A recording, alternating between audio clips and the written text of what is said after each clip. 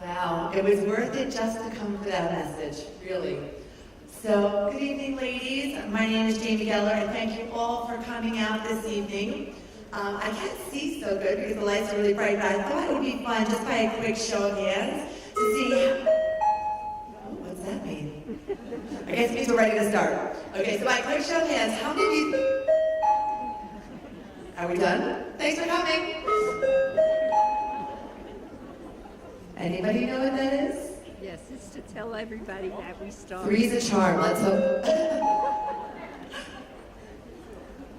Does it only happen when I talk? Okay, maybe that was that. Okay. So just by a quick show of hands, it's always fun to get the kinks out at the beginning. Who thought they were coming to a cooking demo tonight? Anyone? Okay, not so bad, not so bad. Okay, so just want to let you know that tonight is not about giving you a taste of my world. It's about giving you a taste of their world, the world of special needs.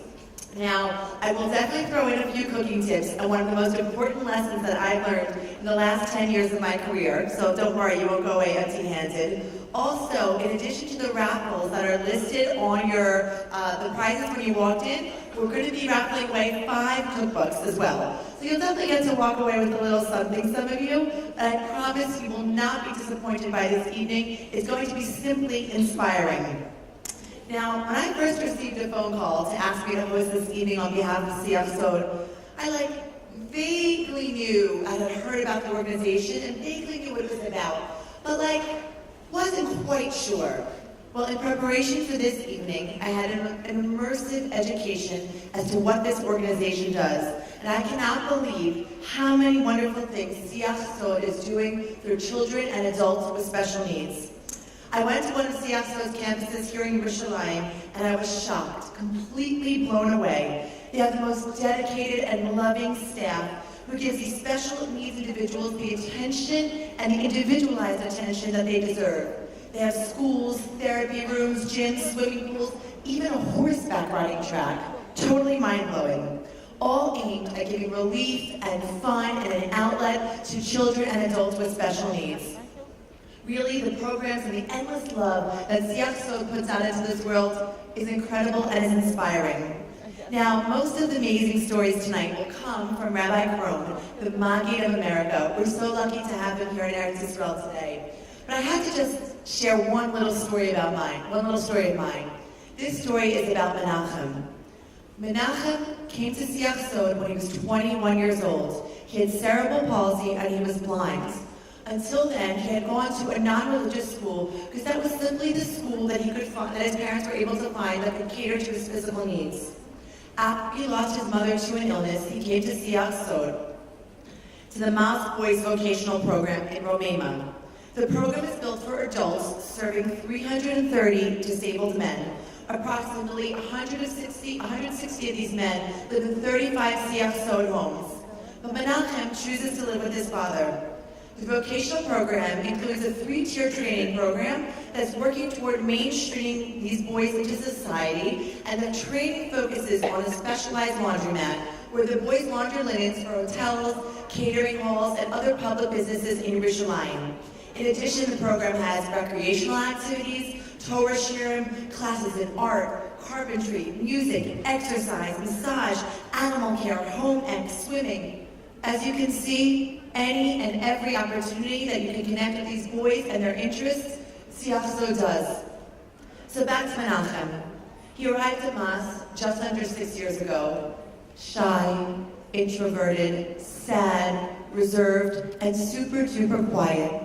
Now, Rav David Reicher, whose job it is in CF Sod, to find out what it is that's special about each boy, what each man and young man will connect to, and how he can help them to come out of their shell, was thinking, how can I connect to Menachem? So one Friday morning, the boys started already singing Kabbalah Shabbos songs to start getting in the spirit of ushering Shabbos. And out of nowhere, Rav Reicher hands Menachem the microphone. Why? Why? Because sometimes things like that just happen. Well, the whole room fell in shock. Menachem, shy, quiet, reserved, sad, unassuming, began to sing. And the voice that came out of Menachem was a golden voice, like that of the greatest chazan, and the whole room fell in shock. After his short first performance, Rav Reicher goes up to Menachem and says to him, "Do you like to sing?" As if he's been waiting his whole life to be asked that question, Menachem says, "Yes." So Rav Reicher says to him, "Do you have any favorite singers?" Again, his answer was ready, as if he's just been waiting his whole life for someone to engage with him on this topic. And he says, Chaim Adler, the great chazan from the great synagogue in Yerushalayim, known for his chazan's voice. Turns out, Menachem's father is also a chazan, and Menachem loves the chazanas, and his vocal capabilities are perfectly suited for this. So that's when Menachem began his career in chazanas. He joined the Siach Sod choir, Pirchei Siach, where a group of Siach Sod men perform at public events all over Yerushalayim. He became the official Kabbalah Shabbos conductor at Shul on Fridays. Menachem even found himself singing at Siach Sod's annual Simchas Beis HaShoeva, held on the rooftop of the Siach Sod building on Yirmiyahu Street, where 2,000 people come, dignitaries, political figures, and our once shy reserve Menachem, when he had the mic and was singing, just blossomed, no reservations in front of this major crowd. On August 5th, 2012, here at Binyanei Homa, Menachem, the Siach Sod Pirchei choir, sang in front of 10,000 men at the Sema Shas. The entire room stood up, clapping with tears streaming down their face, to see these 6 special needs young men share their inner voices with the frum world. Menachem told his father when he came home he had never felt more alive and more purposeful. That has carried him in that feeling for years now to come. What's really interesting, I was talking, there are going to be some special performances tonight, and the teachers asked the girls who are going to be performing for the first time ever, they asked the girls, how does it make you feel to perform? One of them said smart, one of them said special, and one of them said, like everybody else. For that reason alone, this evening is worth it. We've already had 2 amazing moments.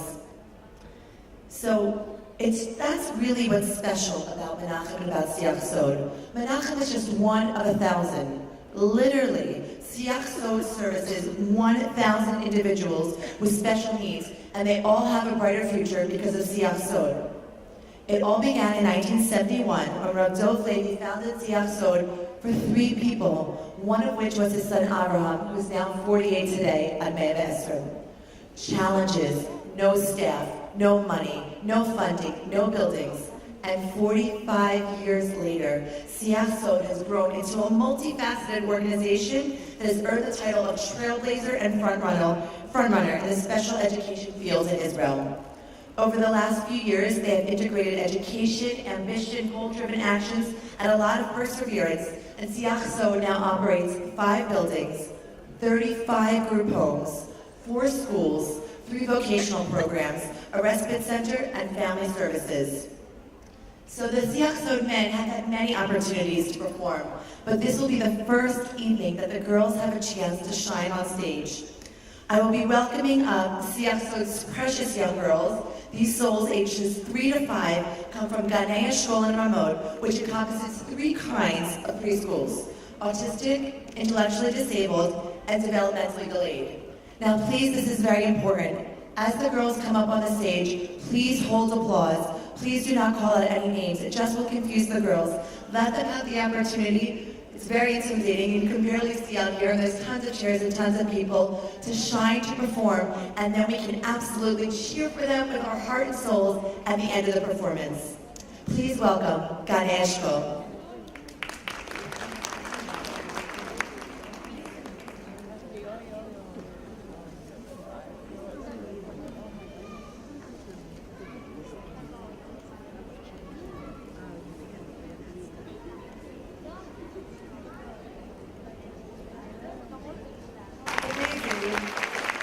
They were amazing, amazing, amazing, amazing, just delicious. Okay, so they released 45 balloons to recognize 45 years of Siach Sod. So that was the grand finale that you saw. So it's just beautiful and such a great celebration. Now, 2 housekeeping things. 1, please make sure your cell phones are off so we don't disturb any of the future performances, of course. And then now, now we just have a short video to please pay attention to, and we'll be back soon. Thanks. I have to tell you what's amazing is not just the smiles on the kids' faces and the smiles you see in the video, but I feel like it makes us all smile. And I was watching the teachers over here, and they were smiling. And it's just this contagious, fabulous energy that is just so amazing to be part of. So if Siaksod had to pick a number to, associate itself with, that number would be 8. That's Lamala Min Hateva, right? A step beyond nature. And you can see in the video, they've really thought of everything. It's not only schools, it's respite programs, it's group homes, it's working opportunities, even the dental clinic, see we're back to that smile thing, all aimed at making the lives richer and more meaningful for children and adults with disabilities. The story of a mother and daughter perfectly illustrates this point. There was a mother who was told by so many people not even to put her child in the Siaksod early childhood program. She was so delayed, so behind, so many disabilities, completely unable to interact with her surroundings and practically unaware of her surroundings. They said she would get nothing out of going to a Siaksod program. Well, after 4 years in Siaksod's early childhood program, she has been mainstreamed and is now attending regular classes in a regular school. That's the beauty of Siaksod. That deserves a round of applause. You won't throw me off my game. You can applaud as much as you want. So, Siaksod stands on this notion of integrating their special needs people into our community. This year, they're celebrating 45 years of this incredible mission. Now, what inspires me the most about Siaksod is that there's this kind of, if they can do it, we can do it attitude. Right? So just like children, go to school, wear uniforms, have siddur plays, go to the kotel on Rosh Chodesh, celebrate bar and bas mitzvahs, grow up, go to work, and eventually move out, so too do the children and adults at Siaksod. Siaksod makes sure that they have every experience, cultural, religious, and otherwise, so that they're just like everyone else. If they can do it, we can do it. Now, I personally connect to that because that's like my motto and my life's mission. Many of you might know that I didn't grow up from, but a lot of you might not know that I literally grew up with no level of domesticity whatsoever. Okay? My parents immigrated to America, to Pennsylvania, from Transylvania in the 1960s, and their dream was for me to accomplish the American dream. So I went to a college preparatory school. I was given every outlet, cultural, educational, and otherwise, so that I would become a worldly woman. I could be a doctor, I could be a CEO, I could be a lawyer, anything, everything, but definitely not a balabasta, okay? So just to show you where I came from, my mother, growing up when we built our house, wanted to build it without a kitchen. It's not a joke, okay? And then when people convinced her, okay, like, really you should have a kitchen in your house, so she said, I'll go put it off to the side of the house by the garage so I never have to walk through it, okay? Now, I told you I didn't grow up from, so my mom was always saying to me, when I got married and moved out, she's saying to me, you keep eating in my house, Jamie, it's kosher, because she hasn't turned on her oven in her new house since she moved in 15 years. Seriously, that's also not a joke. So, that's how low the bar was for me, that the first time I successfully made toast without setting off the smoke alarm, my father was like, oh, a real balabusta, right? With a glimmer of pride in his eyes. So, in addition to not growing up from, and not growing up learning how to cook, my parents also had a really interesting marriage. My parents were married, they were divorced, they married each other again, then they had my sister and I, now they're divorced again. So we're actually products of the second marriage of the same people to each other. Okay? So I had a lot to learn when I got married. Least of all was the difference between a spatula and a saucepan, and forget the fact that I needed a map to get to the kitchen in a one-bedroom apartment. Okay? So you all know the end of the story, or most of you do. That's why some of you are coming expecting a cooking demo, because over the last 10 years, I've had the honor and privilege to publish 3 books, have a bi-monthly cooking magazine, and I have a website, joyofkosher.com, which has 7,000 free kosher recipes. And now I'm going to tell you, because I was like, whatever, if they can do it, I can do it, right? And it doesn't come easy to me, and it doesn't come naturally to me, but there's that feeling of, if it can be done, we can all do it, to the extent that we are able. So, the most important thing, I promised you're going to leave with a great little nugget, right? Pun intended. The most important lesson I've learned when it comes to cooking, I wonder what you all think it will be, and if any of you guessed it right, it's hard for me to see after, but you'll come up to me after and let me know if you guessed this lesson. Don't forget the salt, right? Let's think of salt, not even a pinch, not even when the measure that's called for is a pinch, which seems inconsequential, and not even in your baking. Now let's look at this for a minute, and soon we'll have the older girls perform. Salt on its own, really humble ingredient, right? White, not in such an interesting color, small little granules. Forget about the fact that if you taste it, if thinking it's sugar, you're gonna spit it out. Totally and completely inedible. But without the salt, your dish, even at the measure of a pinch, is totally unbalanced. But what's more so that people don't know about salt, and I'm talking about kosher salt, I'm always talking about kosher salt, is that salt actually enhances the flavor of every single ingredient in your dish. So a lot of people don't know this, but lots of recipes say at the end, add salt to taste.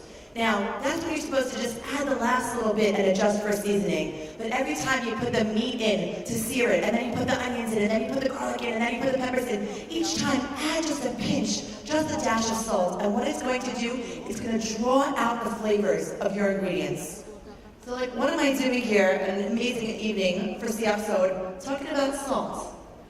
Because salt is not a mushel, this is true. Salt shows us that no ingredient, how seemingly unimportant and inconsequential, is a throwaway. Kal v'chomer, no soul or neshama or person is a throwaway. It's so easy for us to feel in our lives, in the scope of all of Klal Yisrael and the whole world, that we're inconsequential. What do we add to the bottom line?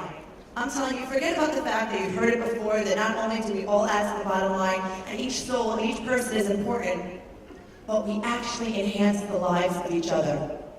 Siach Sod is made up of each girl, each boy, each woman, each man, and each soul. No one is forgotten, no one left behind, no one deemed inconsequential. Rather, every one, each and every one, is recognized for their purpose in this world and their ability to enhance this world and every one of our lives. I feel just being here, just being exposed, just meeting everyone, my life is forever changed and forever enhanced. We should all know that and feel that we have that koyach and everyone has that special koyach. When I visited the Siach Sod Girls' School, I spotted dozens of vibrant, exquisite smiles on everyone's face. With my own eyes, I saw the individual attention and care that I spoke about, that you see about from the staff and from the teachers. Each one making sure to recognize each girl and each person in Siach Sod's own personal, special, intrinsic value.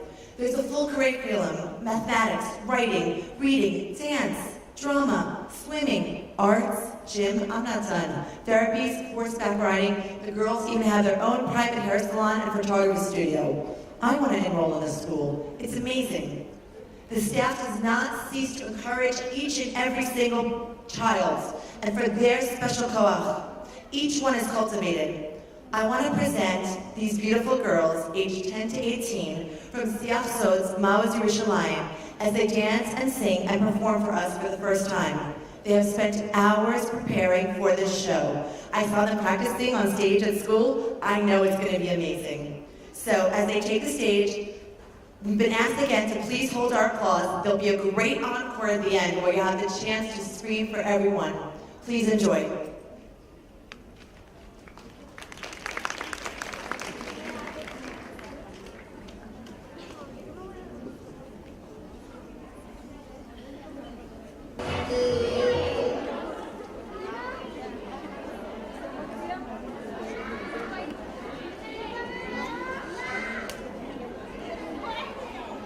Hello. Oh, how incredible was that, everyone? A huge round of applause. I cannot believe that was the first time they've done this. These girls were born for the stage. What do you think?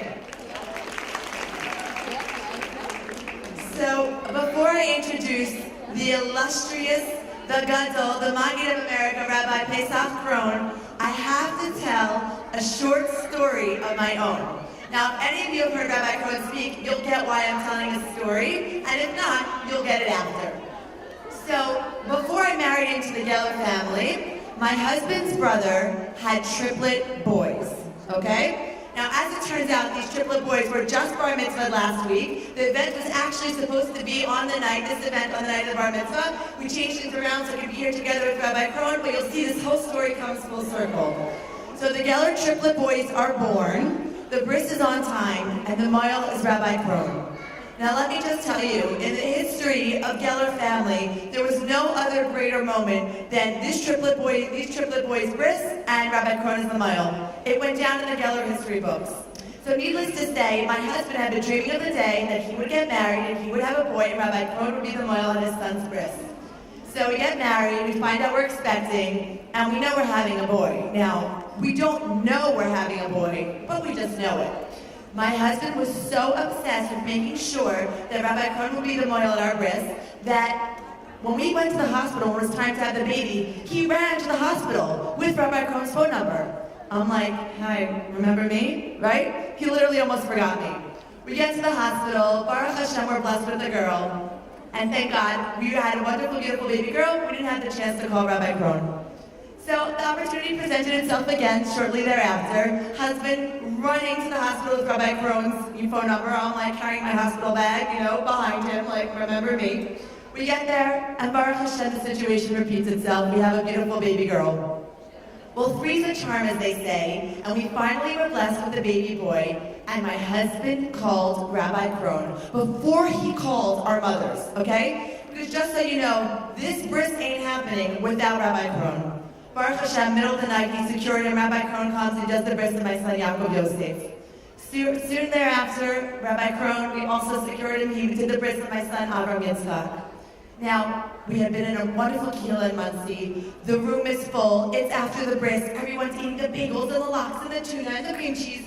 And Rabbi Cohen gets up and starts to walk to the shtender. You don't have to say, when Rabbi Cohen gets up, it's not like, oh, everyone, shh, be quiet. The whole room, hush, fell over the room. We couldn't believe it. Not enough that he was the moil at the bris, but he was going to get up and speak the Maggid of America at our bris. He gets up. The room is hushed in silence. And how does Rabbi Cohen start? Everyone's bracing themselves for like this incredible, amazing story of Rabbi Cohen's. And how does he start? He says, the Gellers.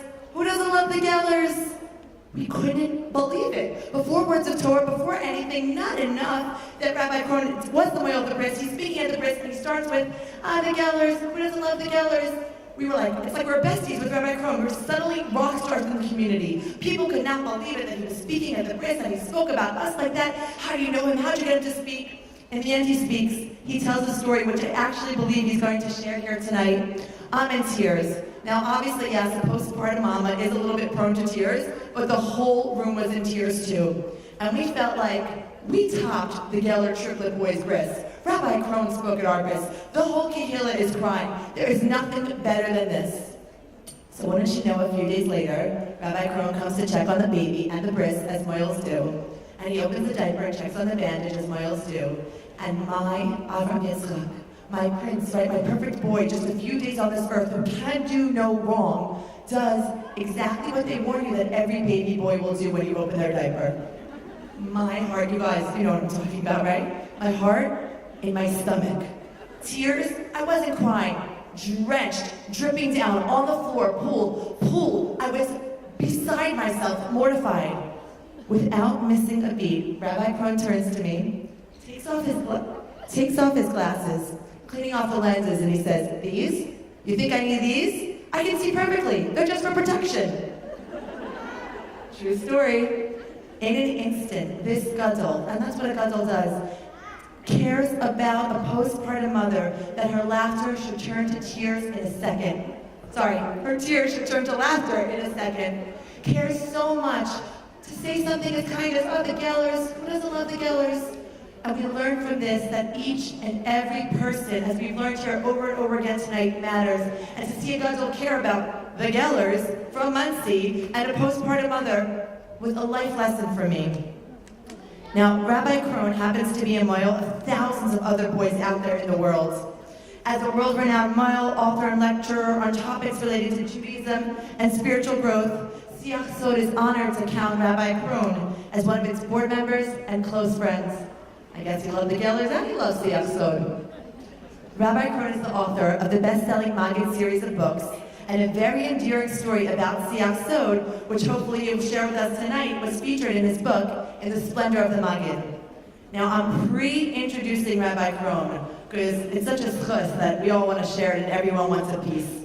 First, someone would like to take the stage and introduce officially Rabbi Krohn. This is Rabbi Shimon Levi, CEO of Siach Sod. He would like to come and welcome you all tonight. Rabbi Shimon Levi has accompanied his father since the beginning years of Siach Sod's development and took over running the program in 2007 when his father passed away. In the past 9 years, he has doubled the enrollment of Siach Sod from 500 to 1,000 because of his personal mission in helping special needs individuals be accepted and integrated into mainstream society. Rabbi Levi has developed Siach Sod's programming, increasing its quality and its quantity, ensuring that children and adults are taken care of in a comprehensive manner. It's this man's visions and dreams that have become realities, including the Laundromat Work Program, the B'nai Brak Bench, the Dental Clinic, and much more. Please welcome Rabbi Levi. And that is why I take a note out of Rabbi Krohn's playbook and spoke first. So now is the raffle time. So you've waited this long, let's see if you've won something. We've had such an amazing, amazing evening. The lesson has been hammered home over and over again. All I can say is that please make sure you take a chance to look at the beautiful exhibits. There are flowers, the beautiful works of art crafted by the children and the adults of Siach Sod. There are flowers from soap, so they look good, they smell good. I want to take one home. There are CDs from the Pyramid Siach Sod Choir. So please make sure you take a look at all of those things. Please also note that in your bags are donation cards. If a pinch of salt matters, surely a pinch of tzedakah does.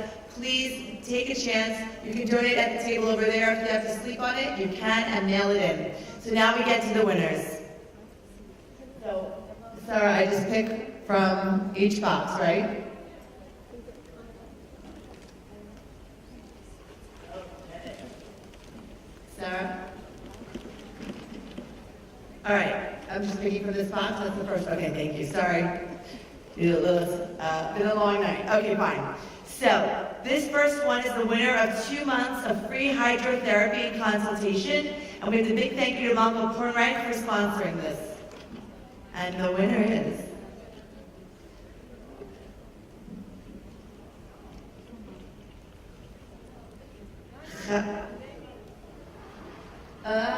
okay.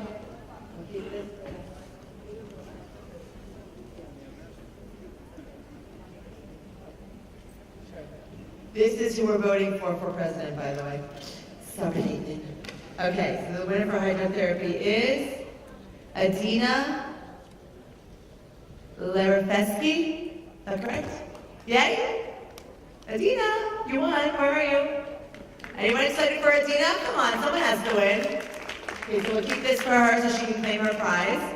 Okay, so the next one is a free trip to Lizensk, Yucatan for me, Khan Baskolda. And this is thank you to Yossi Struch from Global Travel for sponsoring this. Okay, and the winner is, I love picking winners. Oh, I can't read the writing. Beggar, phone number 052-769-9769. Woo, yay! At least I can read your phone number, very good. So come up and get your prize. Come on, come on. It's fun to win. And now this is the hydrotherapy, right? Okay. Sorry. Oh, sorry.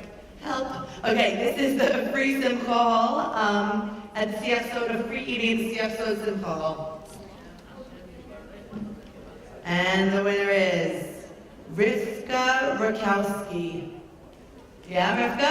Yay, Rivka! I'm happy for you. Okay, awesome. So, just with a big thank you. Oh my gosh, I'm giving out 5 cookbooks. Hold on one second. Okay, 5 random cookbooks. Okay, for the new book, and the winner is, this is a fun prize, I do say so myself, Shira Goldfisher. Yeah, Shira.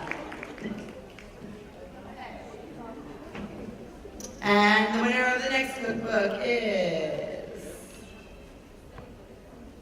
Shirley Mendel. Yeah?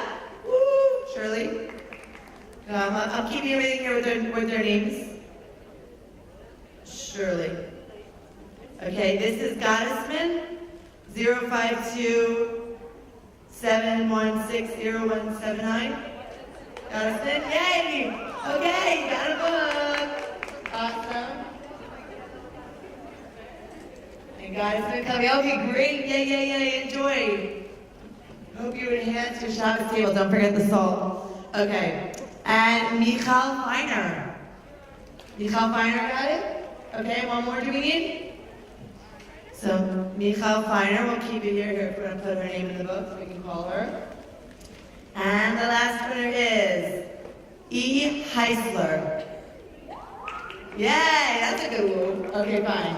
Excellent. Okay, guys, we just want to thank Sarah Nathan, Siach Sod, the major sponsors, Mishpacha, Magazine, Hamodia, Bank Leumi, Happy Staff Leaders, Maxi Health, and to the Me'or Seminary girls for volunteering tonight. A big thank you to Siach Sod, especially the principals and teachers of Mahoz Yerushalayim and Gadei Eshkol, Shoshi Kaufman, Lizzie Chodar, Rabbi Kron from calling all the way from America, IMP, Levi, and everyone. Have a wonderful, amazing night tonight, guys. Thank you.